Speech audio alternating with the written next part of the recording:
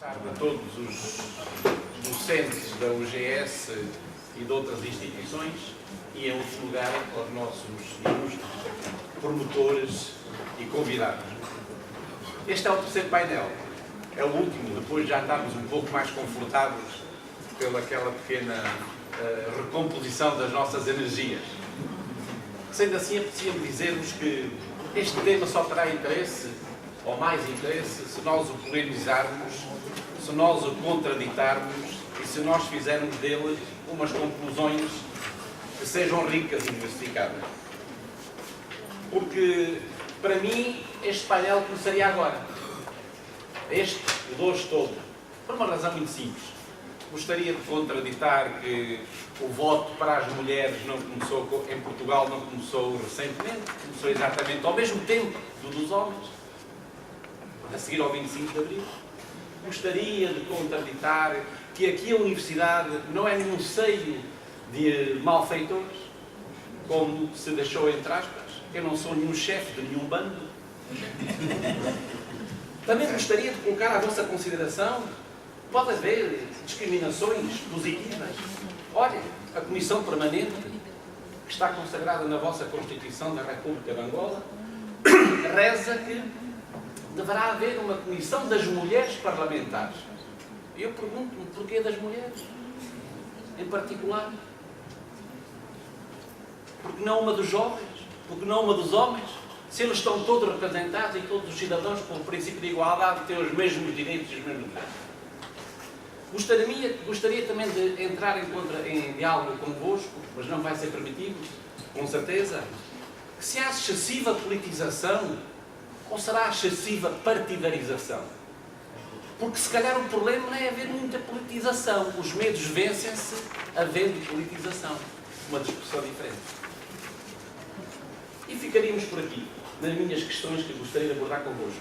Porque o ator principal político deste momento, para abrir a nossa intervenção, é o Dr. Sebastião António, que é docente e professor associado da Universidade Agostinho Neto, como já foi dito, diretor do Gabinete do Reitor e PhD em Ecologia e Recursos Naturais. E o nosso tema, como também está ali promovido, será o papel da Universidade na promoção e proteção dos direitos humanos. Quer dizer, os três temas podem se sintetizar desta forma. Qual o espaço do ensino para a promoção e proteção dos direitos humanos nas universidades? E estava tudo dito, na minha perspectiva. Mas assim é mais rico e dar-nos hipótese de todos sermos um pouco interventivos. Tem a palavra o nosso orador, Dr. Sebastião. Os meus agradecimentos. Muito obrigado, doutor. Eu quero, em primeiro lugar, e através da minha pessoa, transmitir ao Ministério da Justiça e dos Direitos Humanos as calorosas saudações do magnífico reitor da Universidade Agostinho Neto, professor Dr. Orlando da Mata, que superiormente dirige a nossa instituição, ao mesmo tempo que agradecemos o amável convite que nos foi endereçado para, no âmbito do projeto Educação para uma Cultura dos Direitos Humanos, participar, no entanto, do presente seminário, que tem como lema a Universidade e o Ensino dos Direitos Humanos. Portanto, saudamos a organização do evento pela possibilidade que nos deu, e a Universidade de Agostinho Neto respondeu positivamente, associando-se a ela a partir da preleção subordinada ao tema, o papel da Universidade na produção e proteção dos direitos humanos. Portanto, eu estou em substituição do magnífico reitor, o magnífico reitor que deveria ter a primazia de proceder a esta preleção. É uma substituição que é difícil, mas espero, no entanto, poder passar aos demais colegas a informação que nós produzimos sobre este tema. Portanto, nós temos o tema estruturado em uma introdução, fizemos uma ligeira incursão na história e na concepção das universidades, depois uma caracterização do conceito e fundamento dos direitos humanos, Buscamos também a história das universidades e dos direitos humanos, pois a universidade é a perspectiva jurídica dos direitos humanos e, por fim, teremos, então, as nossas considerações finais. Ao abordar as questões que relacionam a Universidade dos Direitos Humanos, como eu já disse, gostaria de abrir um parênteses para me referir, em primeiro lugar, tanto ao papel social da universidade. Tanto, citando Coelho, ele define a universidade como uma instituição humana, uma instituição historicamente determinada e, sobretudo, uma instituição que chama para si a sociedade. Portanto, a humanidade também, as pessoas e a consciência de si. E chama também para si a reflexão sobre as exigências e as implicações da existência social, da sociedade e dos indivíduos autónomos e livres. Tanto, para este autor, a universidade não está isenta de equívocos. Apesar dos atributos que tem, a universidade não está isenta de equívocos, pois nela, a universidade, também prevalecem, por vezes, os interesses das partes sobre a vida académica, o particular sobre o universal, a razão instrumental sobre a tecnocracia, sobre o pensamento, o mercado sobre a dignidade humana. Entretanto, ainda de acordo com o mesmo autor, é também papel social da universidade o trabalho intelectual e coletivo da razão, a permanente busca da verdade, o compromisso com a justiça, o olhar atento, a crítica, o rigor e a radicalidade no pensar manter viva a interrogação das ideias práticas, a crítica da sociedade, assim como da cultura e da própria instituição universitária. Finalmente, ainda parafraseando o mesmo autor, tanto o livre girar do olhar e da ação num outro sentido mantém a possibilidade concreta de criação de outros conceitos, outros argumentos e teorias, de invenção e realização de outros caminhos, de modos de existência na vida da humanidade, das sociedades e das instituições e dos indivíduos. Sobre a história e a concepção das universidades, gostaria de citar um outro autor, que é Charles Iverger, que diz que, apesar das suas posturas, a história das universidades representa um segmento decisivo da história da cultura ocidental e possibilita também para que compreendamos melhor uma parte da nossa herança intelectual e do funcionamento das nossas sociedades. Portanto, as primeiras universidades surgiram em Polónia, isto no início do século XII, e naquele tempo já existiam quer escolas públicas, assim como escolas privadas independentes, bem como pequenas sociedades. No entanto, na região norte da Europa, particularmente na região de Paris e Oxford, tinham universidades que eram formadas por associação de mestres, geralmente mais idosos, que as disciplinas dominantes naquelas universidades eram fundamentalmente as artes liberais e a biologia. Portanto, já na região mediterrânea, as associações eram constituídas por estudantes, regra geral mais jovens, né? E o direito e a medicina eram as principais disciplinas que eram então ensinadas.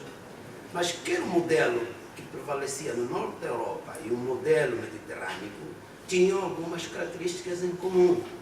Portanto, como por exemplo, ambas assentavam no estabelecimento de estatutos, tinham representantes eleitos e auxiliavam-se mutuamente. Portanto, tinham mecanismos coordenados de segurança e proteção diante das ameaças possíveis que poderiam vir quer da população ou então das autoridades locais, tinham regulamentação do exercício autônomo da sua atividade, ou seja, tinham a plena liberdade do ensino. Portanto, tal e qual como hoje acontece no nosso país, na Europa este fenómeno também se deu, que é o fenómeno da proliferação e da evolução das universidades. Portanto, no século XIV e XV, na Europa, as universidades proliferaram. Portanto, embora que, para se fundar uma nova universidade, dependia sempre da decisão política. Os príncipes, as cidades, tinham que decidir, tinham que estar em concordância com o Papa e concedia-se depois, então, as autorizações para que as universidades funcionassem. Portanto, este período caracteriza o interesse por parte das cidades e dos Estados em controlar as universidades, impondo restrições ao exercício da liberdade e privilégios que possuíam. Portanto, neste cenário, as universidades já submissas passaram então a administrar o ensino ortodoxo, tendo como finalidade a formação de futuras elites locais que contribuíam fundamentalmente para a manutenção da ordem social e da política estabelecida. Portanto, a multiplicação das universidades espalhou-se pela Europa e estendeu-se também à América, particularmente às colônias americanas. Mas as novas universidades que surgiam tinham sempre como modelo as antigas que já se foram estabelecendo. Portanto, essas universidades depois foram evoluindo do ponto de vista institucional e passaram cada vez mais a estarem sob controle mais rigoroso, no entanto, dos poderes políticos. Portanto, no crescimento dos estudos superiores na Europa, sabemos todos que contribuiu significativamente para formatar o contexto social e intelectual do qual a Revolução Francesa teve o seu início. Portanto, mas as universidades também, por outro lado, racionalizaram, foram nacionalizadas, ou até mesmo algumas delas atenderam a uma regionalização. Em alguns países, por exemplo, entre eles a Inglaterra, a França, a Alemanha, a União Soviética e os Estados Unidos, foram idealizadas concepções de universidade as quais se identificaram com a sociedade ou com o governo na qual foi desenvolvida. Na Inglaterra, por exemplo, a aspiração do indivíduo ao saber foi a base da concepção de uma universidade.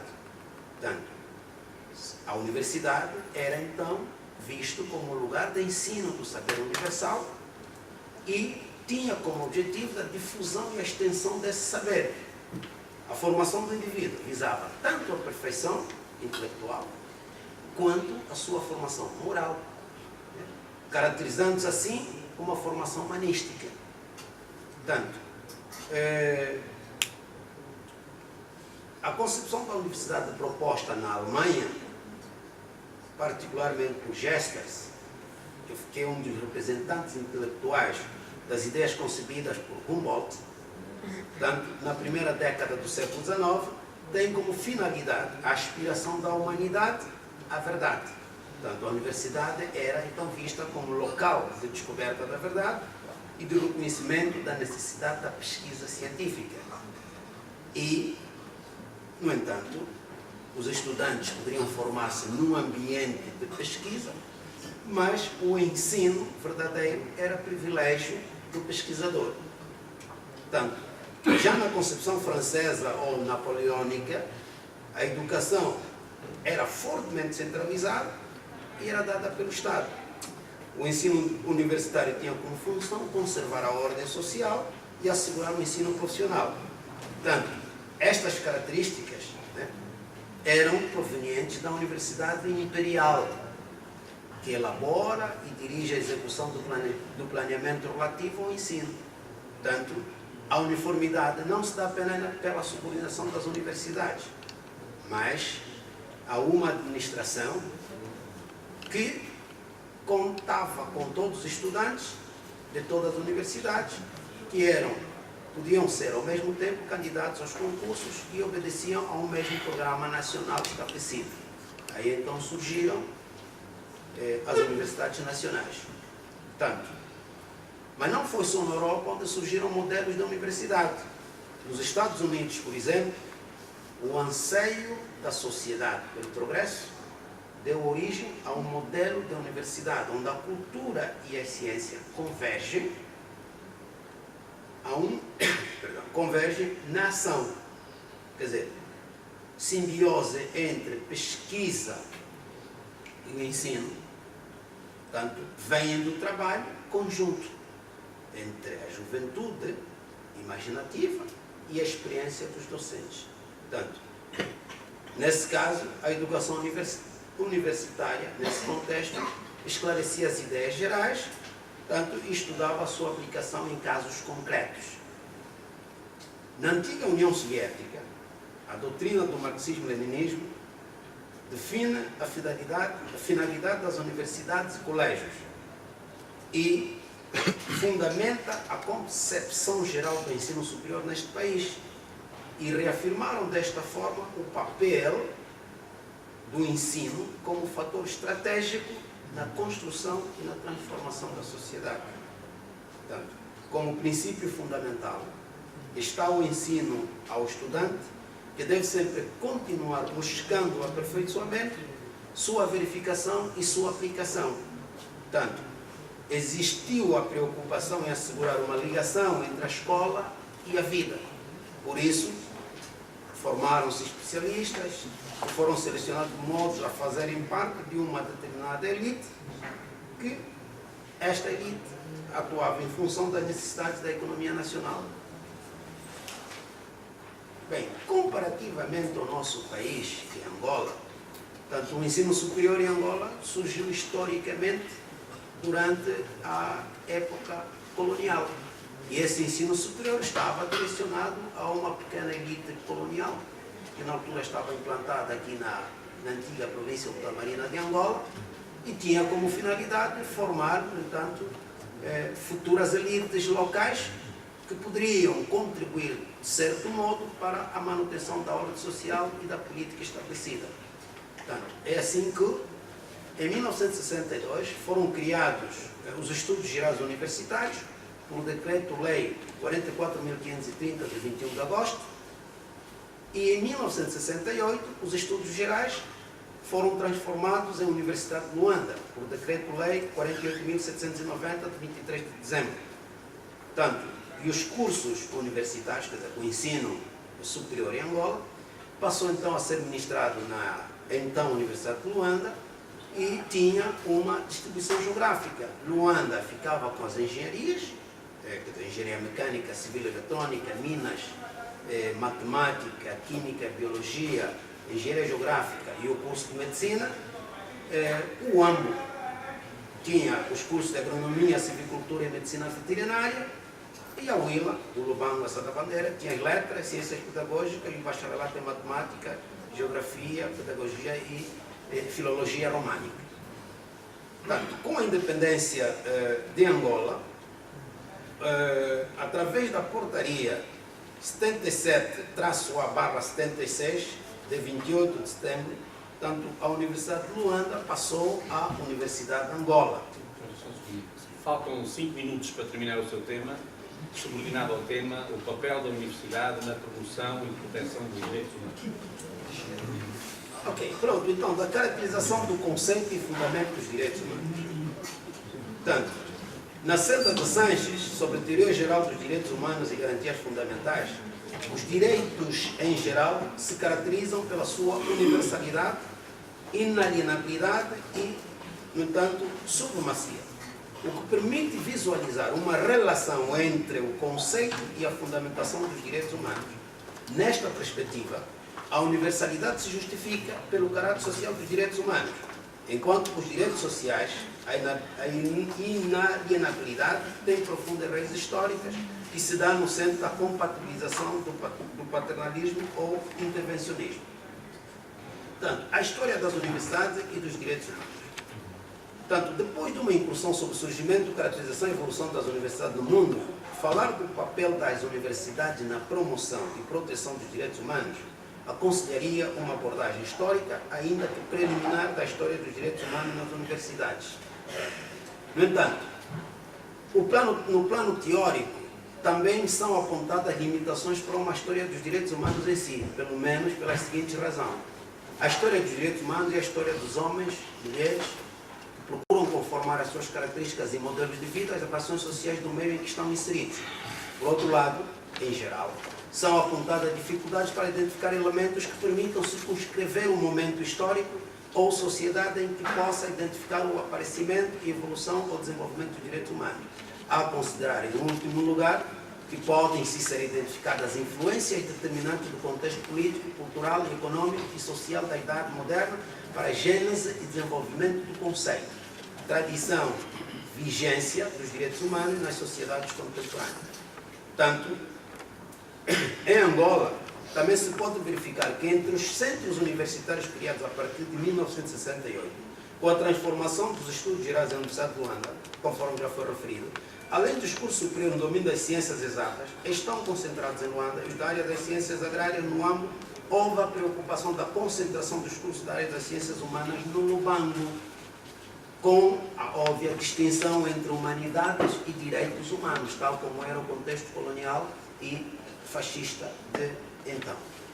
Quanto às universidades e à perspectiva jurídica dos direitos humanos, tanto, gostaríamos de dizer que, neste sentido, importa sublinhar que, com Miguel, me refiro a Afonso Ruiz Miguel da Universidade Autónoma de Madrid, que fala sobre a teoria jurídica dos direitos humanos, que, salvo raras exceções, os direitos fundamentais são garantidos juridicamente por normas constitucionais e de certa legislação ou regulamentação derivada dessa constitucionalização, o que também caracteriza os Estados constitucionais de direito, ou seja, respaldam esses direitos sob a forma normativa constitucionalizada e não meramente programática, indo mais longe, ou seja, adotam um conjunto de procedimentos de controle judicial para a sua garantia mediante legislação ordinária e mediante distintos órgãos do poder público e por parte dos particulares. Bem, como você deve ter aqui, para as considerações finais, gostaria de dizer que, por ser certo que a vida nas universidades já não se limita ao simples processo de transmissão de conhecimentos, parece imprescindível sublinhar que o papel da universidade na promoção e proteção dos direitos humanos não se pode limitar à transmissão dos conhecimentos afins. Antes, sim, deve conduzir a sua transformação sustentada em verdadeiros centros de produção e reprodução de conhecimentos que podem ser mono, multi e até transdisciplinares sobre a problemática dos direitos humanos. Esta visão pressupõe não só programas curriculares específicos de ensino, mas também programas e meios adequados de investigação científica, por um lado, e programas específicos de extensão universitária, virados para a promoção de uma cultura de direitos humanos, no âmbito de uma verdadeira cultura de justiça e paz, no cotidiano de cada cidadão, de cada decisor público ou de cada particular e de cada órgão, enfim. Uma cultura de sociedade capaz, cada vez mais humanizada, em que a dignidade humana comanda os ditames da vida. Muito obrigado.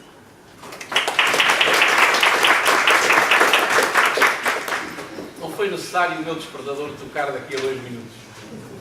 Fez o nosso orador fez um sprint final e conseguiu recuperar o seu adormecimento calmo, suave, durante o início. Foi brilhante. Meus senhores, então está aberto o período do contraditório, que são 15 minutos para que nós possamos, 10 minutos, peço desculpa, para que possamos questionar o interventor, o preletor, e ele terá depois 15 minutos para poder fazer a defesa da sua tese. A defesa ou o acolhimento dos contributos. Estão chegando em cada dupla, já temos aqui contabilizadas 20 intervenções. Peço desculpa, só 2, foi o que estou a dizer. Não sou bom a matemática.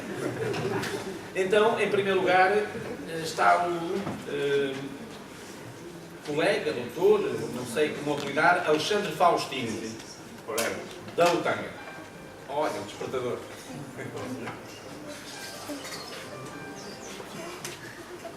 Faz favor. Bom, muito obrigado, Sr. Professor. Eu não teria assim, uma discussão sobre o tema, porque se nos vermos, três temas são praticamente todos interligados. Nós temos um objetivo comum: encontrar a fórmula dos direitos humanos nas universidades. Esse é o objetivo. Portanto, quer a outra questão, quer a não outra questão, a nossa conclusão seria mesmo como promover e como a proteção dos direitos humanos nas universidades. Bom, mas a questão que se coloca assim é o seguinte: bom, o professor, o doutor, bom, foi muito extensivo, na verdade. Foi mais uma agenda histórica das universidades do mundo e pronto, falou, foi interditado de tempo, na verdade, foi limitado de tempo, falou pouco sobre a universidade, o objetivo da Universidade de Angola e os direitos humanos. Foi mais uma gênese histórica das universidades e nós pretendíamos fundamentalmente falar do papel da universidade, fundamental, questões concretas a nível nacional. Porque este encontro produz conhecimento, e aquilo que o professor disse, produz conhecimento, e são esses conhecimentos que vão servir de normas para como atuarmos nesta área de direitos humanos das universidades. Portanto, eu propunha também que a experiência já do mundo acadêmico, que esta conferência, este seminário conferência, produza algo científico. Quero dizer que isso que estamos a tratar, estamos a passar todo o dia, ou praticamente meio dia do dia, que seja posto em livros, em publicidade, e que se chegue às universidades. Que não pare só aqui conosco. Portanto, essa é a proposta que eu apresento, e o resto, praticamente, os colegas que vão decidir também vão dizer, vão levantar, terão algumas propostas. Muito obrigado. Obrigado, colega.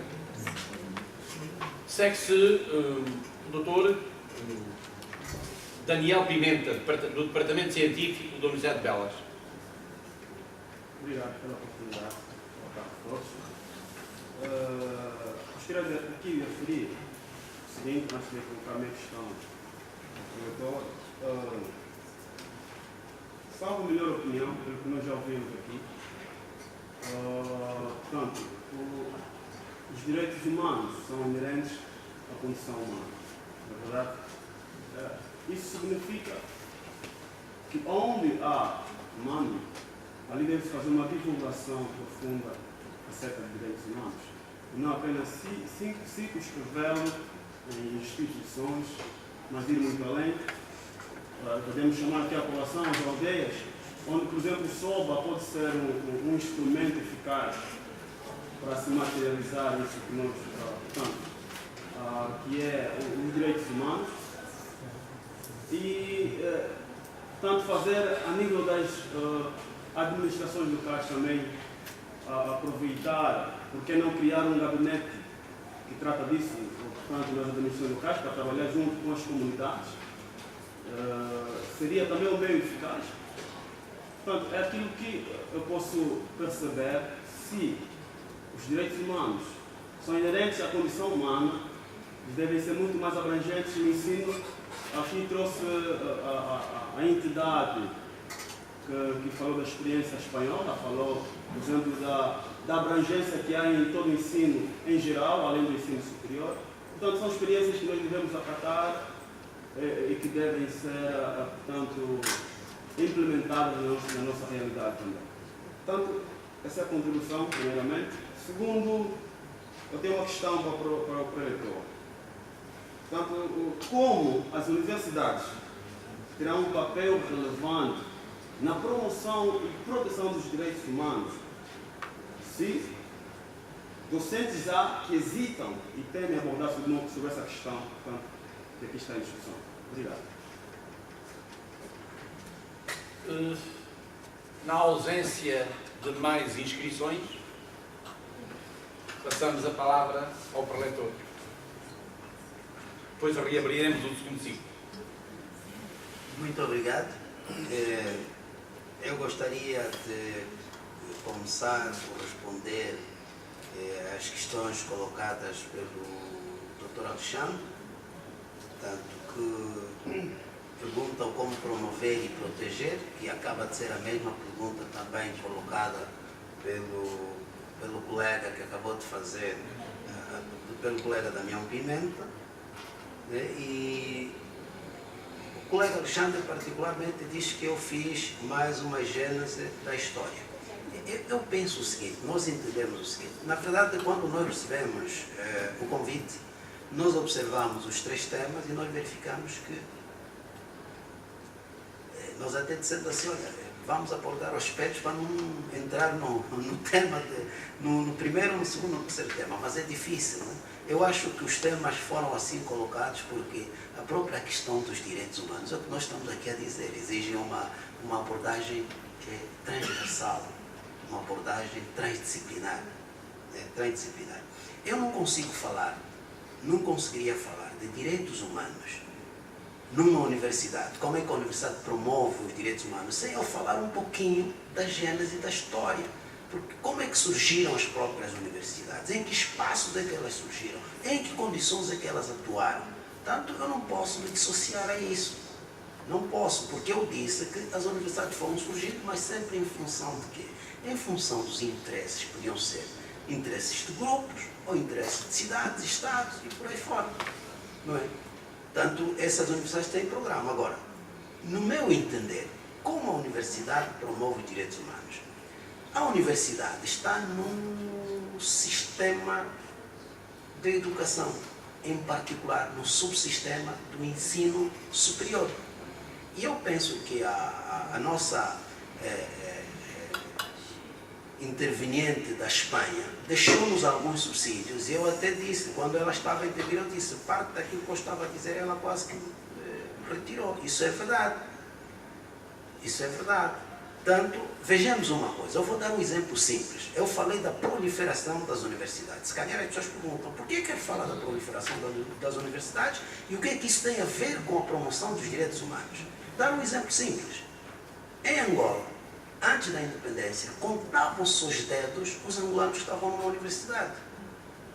Depois da independência, com as políticas que o executivo, o governo da República Popular de Angola, na altura, foi adotando, muitos de nós fomos formados em academias ocidentais e europeias, da Europa Ocidental e da Europa do Leste, e de alguns países africanos. Fomos todos pulseiros. Houve um boom, houve um crescimento. Hoje somos o resultado dessas políticas que foram adotadas pelo governo de então. Ora, hoje, com a proliferação das universidades, e as universidades aqui também estão a proliferar, hoje nós em Angola temos cerca de 200 mil, fala-se em mais de 200 mil estudantes no subsistema do ensino superior. Querido colega, a isso, eu digo que isso está sim relacionado com a promoção dos direitos humanos, em particular com o direito à educação. Com o direito à educação. E são as universidades que estão a oferecer essa possibilidade. Então não podemos nos perguntar como as universidades oferecem essa possibilidade. E vou dar um outro exemplo simples. Nós, na Universidade de Agostinho Neto, antes de 2011, antes da inauguração do campus universitário, nós tínhamos por ano cerca de 2.500 ingressos. Foi inaugurado o campus universitário. Nós aumentamos, quer dizer, nós duplicamos a taxa de absorção. Duplicamos a taxa de absorção. Passamos a absorver mais estudantes. Ora, a Universidade de Agostinho Neto hoje, por ano, admite mais de 5.000 estudantes em cada ano letivo. O que é que nós estamos a fazer? Estamos a formar pessoas, consequentemente, estamos a dar a possibilidade para que essas pessoas, depois de formadas, não sejam excluídas do mercado de trabalho. Essas pessoas, depois de formadas, têm conhecimento e não vão aceitar a discriminação. Conhecem os seus direitos e vão lutar por elas. Eu acho que esse é um papel da universidade na promoção, na proteção e até na prática dos princípios consignados, tá, sobre os direitos humanos. E posso dar mais exemplos. Se a Universidade de Gregório Simeto construir, tem aqui belíssimas instalações, nunca cá estive, é a primeira vez, construiu essas instalações. Se a universidade... É muito bem-vindo. Se a universidade, na construção dessas instalações, teve o cuidado de verificar que essas instalações também vão servir estudantes portadores de deficiência e colocar aqui mecanismos que facilitem que esses estudantes tenham acesso. Este é o papel da universidade na promoção, na proteção e na prática verdadeira dos direitos humanos.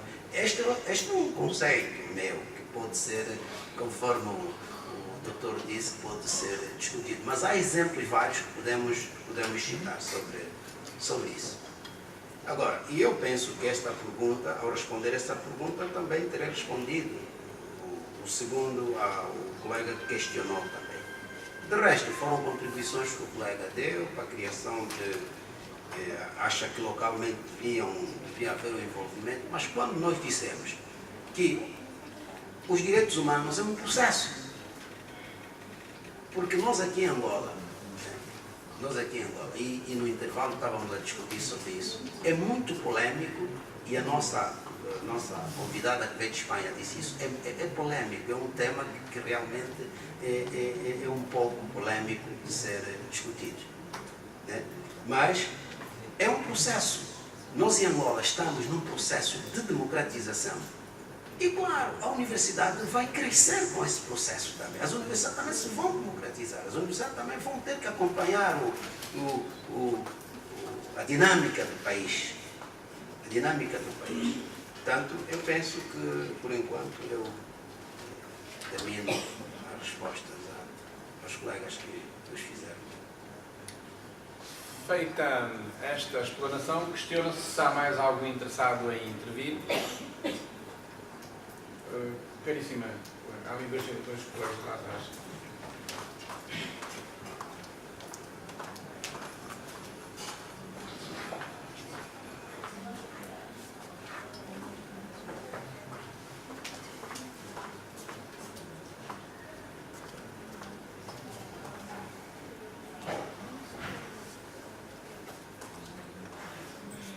Depois de passarmos a palavra aos dois intervenientes que estão inscritos e usar novamente do direito de resposta e de esclarecimento o nosso orador, daremos por encerrada este ciclo. E assim, passo a palavra ao Dr. Raimundo André, da UGS. Bom, nada a questionar mais simples, senão mesmo contribuir sobre o tema do papel da Universidade na promoção e proteção dos direitos humanos, enquanto falava o doutor. Explicitava aqui comigo algumas ideias sobre o papel. Bom, penso que a Universidade, por exemplo, deve criar um departamento específico que promova os direitos humanos. Não é? Dois, devem as universidades, por exemplo, elaborar relatórios ante aos tribunais provinciais e aos municipais, por exemplo, relativamente àqueles tribunais que, com as suas sentenças ou decisões, enfermam ou violam alguns direitos fundamentais dos cidadãos nas suas mesmas instâncias. Não é? 3. Criticar o desempenho do Ministério da Justiça naquilo que diz respeito, isto é o que as universidades podem fazer, naquilo que diz respeito na promoção, crescimento, desenvolvimento e manutenção dos direitos humanos. 4. A universidade pode, por via dos estudantes, criar palestras para os estudantes intermédios, ou seja, cooperar com as instituições intermediárias, com o ensino médio e o ensino básico, não é? E a outra, se as universidades, falando de direitos humanos, e tendo como principal faculdade, ou então principal desempenho para promover os direitos humanos, e a educação faz parte também dos direitos humanos, penso que as universidades, principalmente também as privadas, poderiam abrir um outro fórum, no sentido de poder anualmente dar algumas bolsas de estudo for free, ou via gratuito, para alguns estudantes também que queiram então fazer a universidade, porque afinal de contas também fala-se de inclusão de ensino para qualquer cidadão nacional ou então exterior.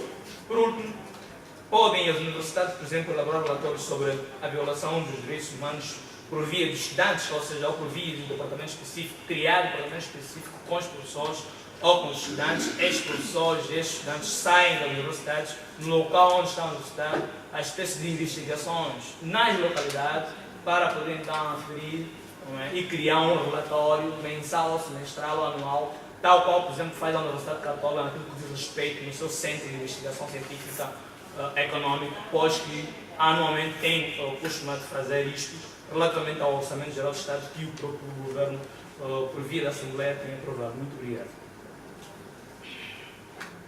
Doutor Dionísio Pedro, se faz favor, da UGF. Muito obrigado. Bom, eu queria me referir mesmo ao tema, o papel da universidade na promoção e proteção dos direitos humanos. Eu queria aqui citar exemplo de um país africano, onde os estudantes universitários sentiram-se penalizados nos seus direitos, em termos acadêmicos, em termos sociais, em termos de propinas, os direitos que eles deveriam usufruir. Porque esses estudantes pensavam que interpretavam melhor, digamos, os direitos humanos do que qualquer outra instituição.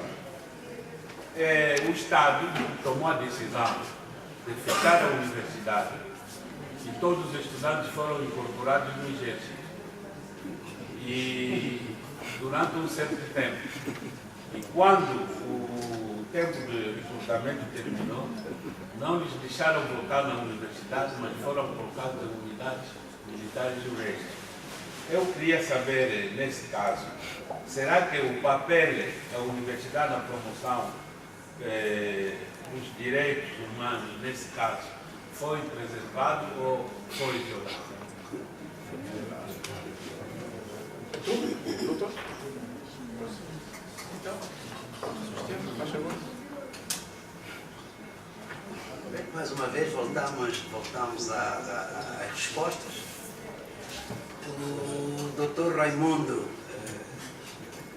no meu entender, apresentou mais sugestões do que pergunta propriamente dita. Eu não consegui verificar se me foi dirigida alguma pergunta, não é? Mas eu só quero dizer mais uma vez que, na verdade, e volto a dizer a mesma coisa, esse é um processo, porque os próprios direitos humanos, nós vermos os países onde nós pensamos que o nível, né, principalmente da proteção desses direitos, encontram-se bastante elevados. São países que vêm de processos democráticos já muito longos. Mas eu penso que o importante é que nós também trabalharmos principalmente na educação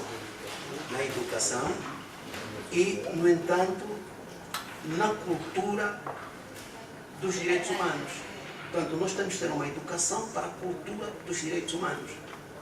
E tudo não começa na universidade, como foi muito bem aqui passado. Tudo começa, às vezes, nos níveis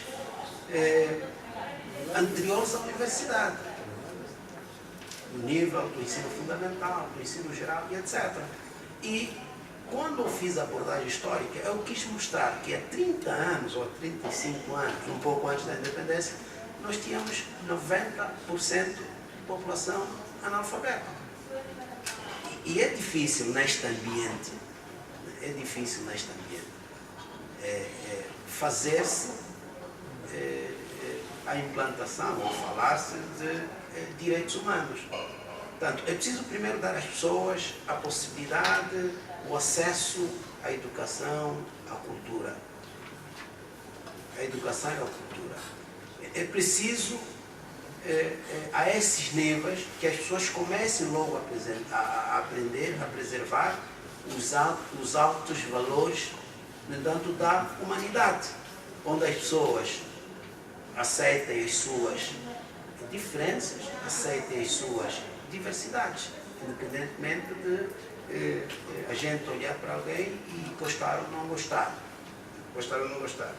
Agora, sim, é verdade, uma bolsa de estudo pode ser também uma forma de promoção dos direitos humanos. Quando uma universidade, por exemplo, está implantada num certo meio e esta universidade dá facilidades para estudantes, por exemplo, de populações carentes, das áreas que circundam a universidade, não só lhe seja cedida uma bolsa de estudo, claro, da universidade, aquilo que eu penso, e volto a insistir, está na verdade a praticar.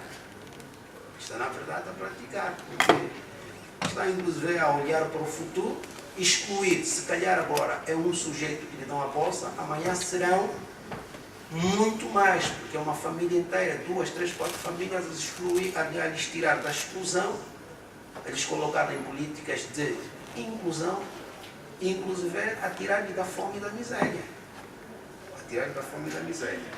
Agora, quanto à pergunta se a universidade, o país, o Estado que fechou a universidade e colocou os estudantes para as Forças Armadas, e voltaram depois, já não tiveram acesso aos estudos. Bem, o que eu quero dizer é o seguinte: eu não sei quais foram as motivações, né, políticas que levaram este governo assim a reagir, né? Mas eu penso que um governo que se preze sabe muito bem que o país só é gerido por pessoas, no entanto, que têm formação. Porque as múltiplas tarefas, as diferentes tarefas que o país tem, são tão complexas que exigem que as pessoas tenham um certo domínio, certos conhecimentos científicos para poderem, então, levar o país em suas mãos. Agora, não sei o que é que terá os levado, mas naturalmente o que eu quero dizer é o seguinte: mesmo aqui no nosso país, vivemos há bem pouco tempo momentos maus, onde há guerras, onde há autoritarismo, não há respeito pelos direitos humanos. Aliás, o conceito de direitos humanos começou a ser falado depois das barbáries cometidas pelos nazistas alemães, onde mais de 2 milhões ou mais de 2 milhões de judeus e tantos outros povos foram sacrificados. Tanto onde há autoritarismo, onde há guerra, não há respeito pelos direitos humanos. Se calhar pode ser essa situação que se vivia nesse país, mas naturalmente esse país não estaria a contribuir para a promoção, nem tampouco para a proteção ou então para a prática dos direitos humanos. Muito obrigado. Pronto, meus senhores, penso que Aristóteles gostaria de estar aqui entre nós. Estamos a discutir o homem como o centro das questões. Já Maquiavel talvez não estivesse muito interessado, e as orelhas dele neste momento estejam a arder. Quer dizer, levei os direitos humanos para a filosofia do direito. Assim termino, em nome da UGS, agradecendo a presença de todos os coletores e passando a palavra à moderadora geral e coordenadora deste programa. Novamente, a UGS agradece ao Ministério da Justiça e dos Direitos Humanos e a todos os presentes a honra que nos deram da vossa companhia. Estou muito grato. Obrigado.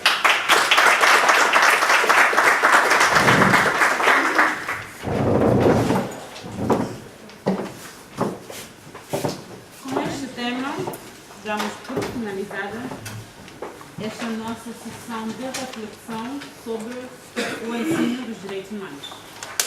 Não foi a primeira atividade e, com certeza, não será a última dentro desta sede. Vamos chamar neste momento o coordenador da atividade para fazer a leitura das conclusões e recomendações.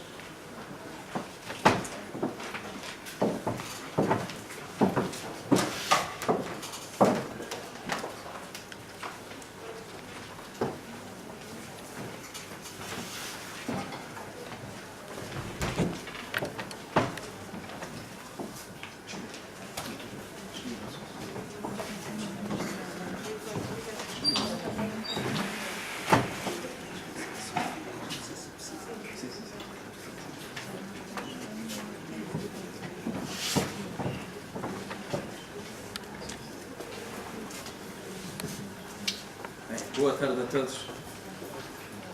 Eu farei então leitura do comunicado final para darmos por encerrada esta atividade. República de Angola, Ministério da Justiça e dos Direitos Humanos e a Universidade de Gregório Semedo, comunicado final. Realizou-se no dia 2 de outubro de 2014, na Universidade de Gregório Semedo, em Luanda, um seminário no âmbito do projeto Educação para uma Cultura dos Direitos Humanos, sob o lema A Universidade e o Ensino dos Direitos Humanos em Angola, coordenado pelo Gabinete de Estudo e Análise dos Direitos Humanos do Ministério da Justiça e dos Direitos Humanos. Participaram neste magno evento Suas Excelências o Sr. Secretário de Estado para os Direitos Humanos do Ministério da Justiça e dos Direitos Humanos, Dr. António Bento Bembe, que fez a sua abertura, magníficos reitores das distintas universidades e diretores gerais dos institutos superiores. Estiveram presentes representantes das distintas universidades públicas e privadas, institutos superiores, na pessoa de docentes, discentes e membros das organizações da sociedade civil. O seminário teve como objetivos criar espaços de debates e de reflexão pública sobre o ensino e aprendizagem dos direitos humanos nas instituições do ensino superior em Angola. As palavras de boas-vindas foram proferidas pelo vice-reitor da Universidade Gregório Semedo, Dr. Luís Rocha, na qualidade de anfitrião. E o discurso de abertura, como já dizia, me referi atrás, foi proferido pelo Secretário de Estado para os Direitos Humanos do Ministério da Justiça e dos Direitos Humanos, que destacou o papel do projeto Educação para uma Cultura dos Direitos Humanos.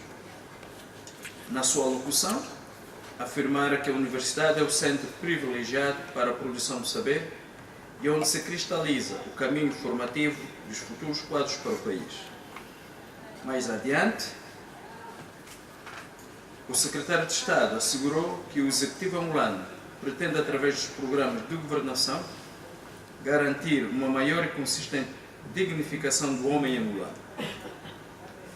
O Ministério da Justiça e dos Direitos Humanos inclui no seu programa a realização de seminários cujo objetivo é a inclusão da cadeira dos direitos humanos no ensino superior em Angola, a fim de institucionalizar nas universidades um programa de debate e reflexão nestas matérias.